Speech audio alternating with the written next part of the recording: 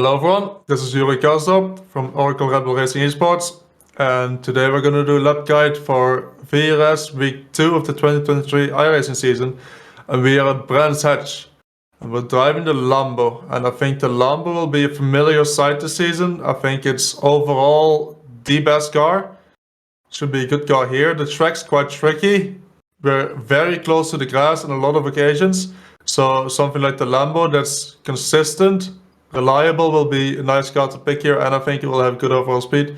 Without further ado, let's have a look how these laps look like and what to look out for on this tricky circuit.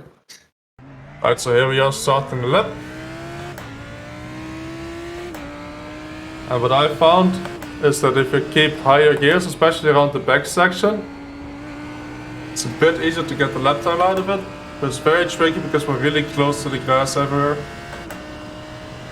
Turn 1 from the left, get the car to the inside, around the 50 marker we brake here, square the corner up, all the way to the right, use that bit on the entry, again all the way to the right to open this corner up as much as you can. And again, keeping third there instead of going down to second helps a bit for me. With a really fast right-hander here, down one gear, send it in, relying on that rear downforce to keep the car on track. Do the same here. One gear down, relying on that rear downforce. Keep the car to the left here, blind apex on the last one. Car to the right.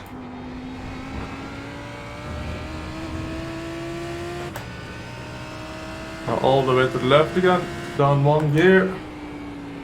Exit all the way to the grass. And then inside line, short line to the finish. And that's the eventful lap around Brands Hatch. Let's have a look how this looks like from the outside. Coming up to turn 1. And what I use in turn 1 is this 100 marker on the left here. And there's a crest on the track as well that coincides right around the 100 marker. So 100 marker here, the crest. And I try to brake just before the 100 marker. And you can either go down one gear or 2 gears here. Again, I think it's a bit easier to go down one gear to keep the speed in the car without getting the rear too unstable. So from 5th to 4th, get the car turned in, and you want to be close to this inside curb here. The car tends to understeer a bit on entry here, so be careful not going too deep. Get towards this inside curb and then slowly bring the throttle in, and you're gonna understeer a bit while you go downhill here, but you have to trust that the car grips up when the track goes up again. When the track goes up, the front tires get compressed into the track and you suddenly gain a lot of grip again. So we understeer from here, but at the bottom here the car starts to grip up and we don't get enough track. Turn 2, I try to brake just before the bridge, so just before the 50, and I try to square the corner up a bit, meaning that I don't brake a lot on the left side and then take like a round corner. I try to brake kind of like a V towards the inside already, stop it in the middle, and then square it up, meaning I do all my turning in the middle here and then try to straighten it up on the exit again. On the exit, this is one thing you'll see around this track quite a lot. This bit here, that's almost the same color as grass, but it's not quite grass. It has the same or almost the same grip as the asphalt does. So that means that we want to use it. And it's quite tricky to see, as you can see where the grass starts and this kind of mesh stops. But we have to learn where this is on the track and where we can use it and use it to advantage to gain lap time. So turn 1 on the exit that is, and turn 2 we'll see an even trickier one on the entry on the right side here. And it only starts just before the corner. So you want to come from the right, brake to the right side here and use this if you dare. You have to be very close to the grass here as you can see. And it's very easy to lose the car on entry here. But if we can use it, we extend our racing line a bit and we can carry more speed through the corner. So we brake just before getting onto that, try to brake a bit in the straight line onto that, and then slowly make it to the inside. Again, here I like to keep it in third. Don't go down to second, keep it in third to keep the speed up. And then on the exit here, we have a similar thing where a lot of this meshes. So we can go really deep here. This is not an off track, as long as we get back before this mesh stops, just before where this curb gets tighter. Then we got the similar thing here, and we want to use this bit of mesh here as well to try to straighten up the braking for the next corner. So I go to the right onto it, turn on the right, try to aim my car towards the inside and then brake, run along this exit curb, or the curb on the right side here, but I don't look at this. You want to look at the apex, and where you want to go is this small bend in the curb here. You need to hit this. There's a bit of camber on this side after this kink, and if you miss this kink, the track kind of goes like this. If you're on this side of the track, you're just gonna understeer wide.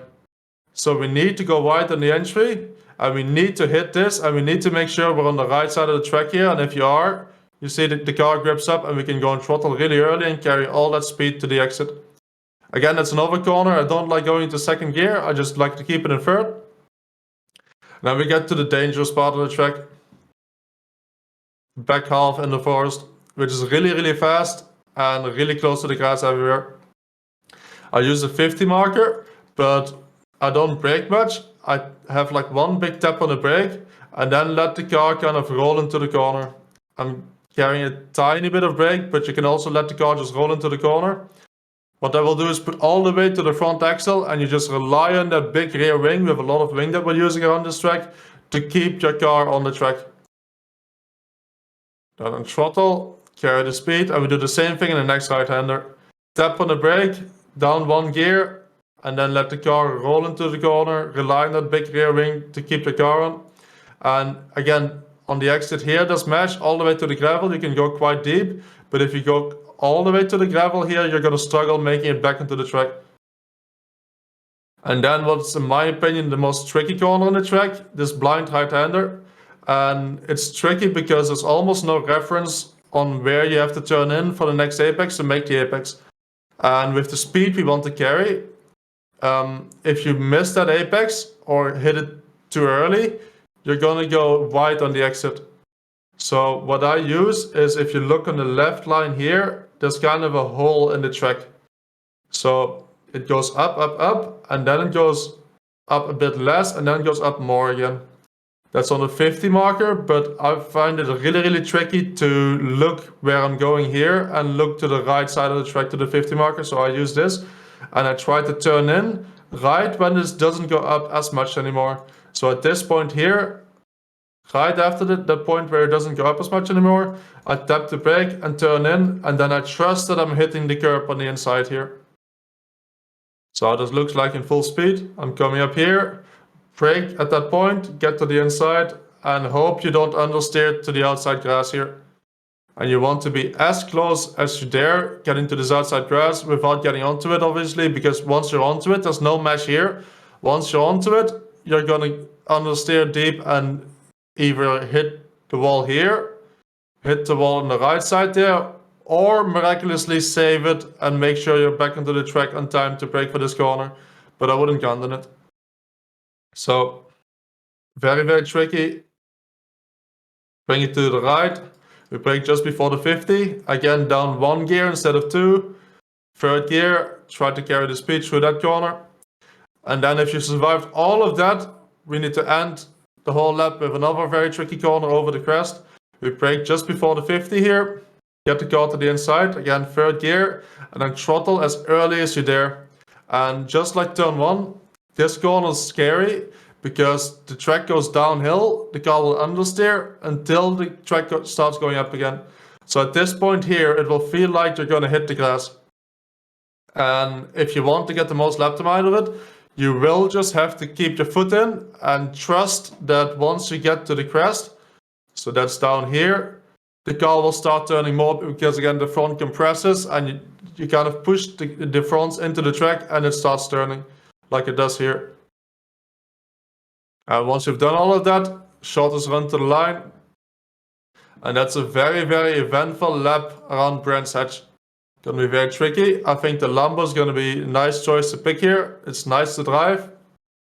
Can't wait for the races, and I wish you all good luck. Alright, so that's the lap around Brands Hatch and the updated GT3 cars. I think it's a lot of fun. Wish you all good luck for the races you do this week, and enjoy them. And if you want to see more videos like this, make sure to subscribe to the channel, and see you next week for next week's video.